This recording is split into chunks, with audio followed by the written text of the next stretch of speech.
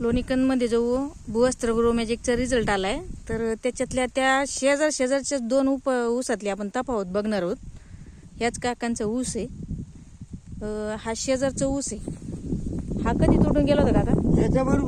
त्याच्याबरोबरच तुटून गेला होता. आता हा ऊस बघा की याला भूवस्त्र ग्रो मॅजिक काहीच वापरलेलं नाही. ऑलरेडी शेणखताच्या शेजारीच आहे ती.